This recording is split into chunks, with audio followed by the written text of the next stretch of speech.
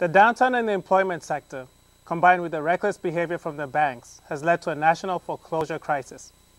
This ever-swelling calamity has continued to devastate families across the country.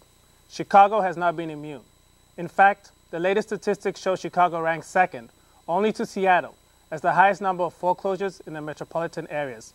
The latest numbers are sobering to say the least. 1 in 84 Chicago households received a foreclosure notice in the past quarter.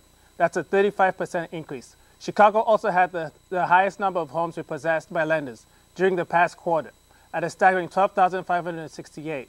1 in 7 homes has been delinquent, and 1 in 3 homes is underwater. Ladies and gentlemen, we are a city in trouble. The numbers will get worse as homeowners face continued unemployment, slow job growth, and banks that are only interested in profits. The banks which were bailed out by the taxpayers have placed more emphasis on foreclosing on homes as opposed to helping homeowners with mortgages during the worst recession in 75 years. Foreclosures are a detriment to the community. We need to do everything we can to keep homeowners in their home.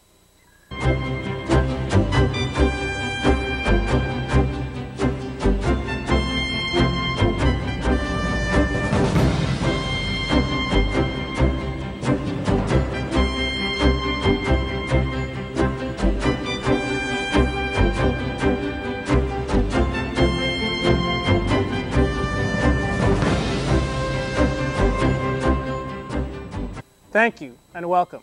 My name is Omari Nyamweye and I'll be your moderator today.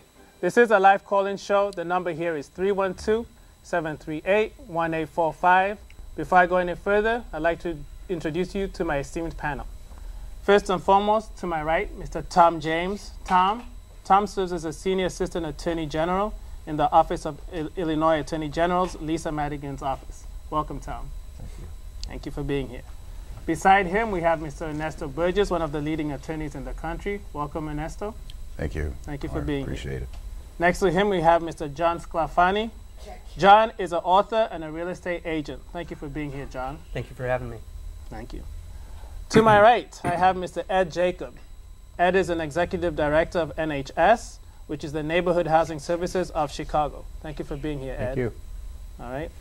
Beside him, we have Mr. Jorge Ortiz. Mr. Jorge Ortiz reflects the number of millions of Americans right now who are going through foreclosure. Thank you for being here, Mr. Ortiz. My pleasure.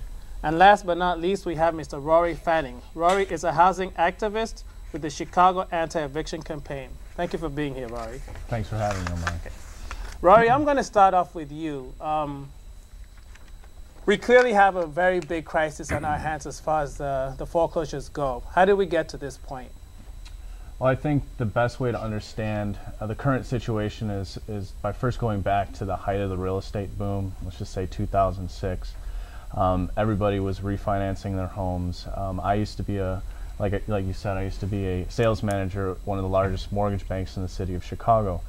So I know what the pitch was. I mean, mortgage bankers would go into homes and say, I know your interest rate is a little bit high, and I know you may be a little anxious about it, but if you make all your payments on time, if you do all the things that you're supposed to do, we'll refinance you. One of the most troubling things that I'm seeing right now is how much responsibility homeowners are taking upon themselves for this when they really shouldn't. What they were told by mortgage bankers was, like I said, you follow all the rules, we'll refinance you into a better rate. Unfortunately, the rules of the game have changed. Mm-hmm. What credit requirements were, as low as 520 back when they said we can refinance you. But now, in order to get the best rate, you need to get 760 on your credit score. You need to have a lot more equity in your home, and so what you have is a bunch of borrowers who did all they were supposed to do, and now they're not being refinanced, and that's why we're calling for not just a moratorium on foreclosures with the anti-eviction campaign, but a universal loan modification program that will bring all of these mortgages in line with their pre-crash value. Okay, that's very interesting you say that. I'm going to refer to John next, because John, you're also in the real estate business. You're actually a real estate agent, and you have authored a very good book on short sales. What can you add to what Rory just said? Well, the government is definitely doing some stuff now with the HAMP and HAFA program, but it's not enough, and it's a good start. So we need to see a lot more programs that allow people to stay in their homes, either through a loan modification or through some sort of lower interest, or right down on the principal.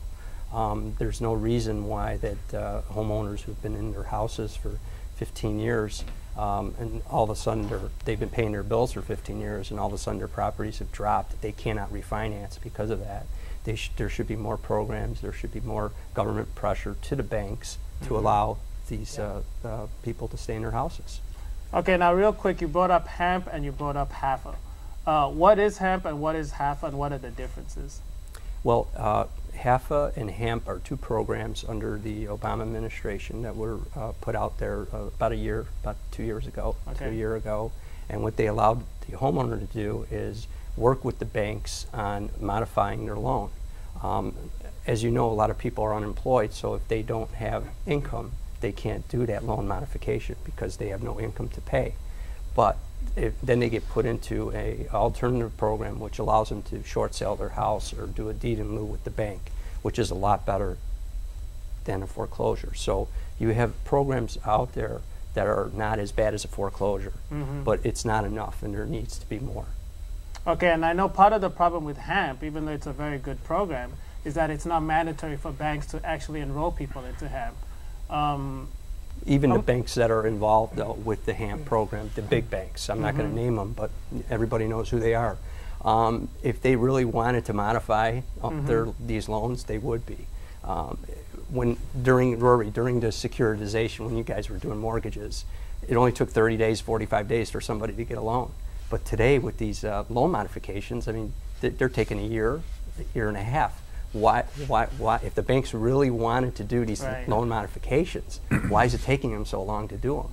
And why it's a small percent that are actually successful? So that's one of the questions I have for the banks. And it took about 48 hours to sign off on a $1.2 trillion bailout of the very of absolutely agree. So if the banks really were really behind HAMP as far as modification to loans, I mean, these loans, most of them would be going through, but they're not. Yeah, the HAMP numbers are pretty dismal. It's I think about 500,000 people have been signed in, as opposed to the 3 million that they had projected, which is pretty sad. And the criteria, the window to fall into a HAMP program, I mean, it's a very small window. So I think government needs to really step up to the plate and really open this up and not just lip service, but actually do more. Okay. One of the challenges with HAMP is that HAMP was really designed for poorly written loans. The kind of loans that you were talking about, Rory, where people would assume they could refinance out of that loan in 2 years because the property value would continue to rise. Like a reset. Exactly. So they said, all right, I'm not worried about this. In 2 years, my property is going to be worth $20,000 more. Right. And so these mortgage terms and mortgage things that really didn't exist 10 years ago with these exotic terms. The issue now with the people we're seeing at Neighborhood Housing Services of Chicago is not foreclosure on poorly written loans. It's foreclosure because of job loss. Yeah, and so HAMP really does not work. In HAMP, they're paying 31% of their income toward their mortgage payment. It doesn't work if somebody has lost their job. So the nature of the foreclosure, and really even the geographic distribution, the neighborhoods that you're seeing foreclosures, has shifted in the last year or so. And it's shifted away from neighborhoods like Englewood, where they're really, quite honestly, a lot of the properties were foreclosed on. Now you're seeing it more in other neighborhoods. Illinois is getting $455 million in what are called hardest hit funds. And hardest hit funds are meant to address that issue. So the way that program will work, which will roll out in early 2011, will be an 18-month loan for people who have had a loss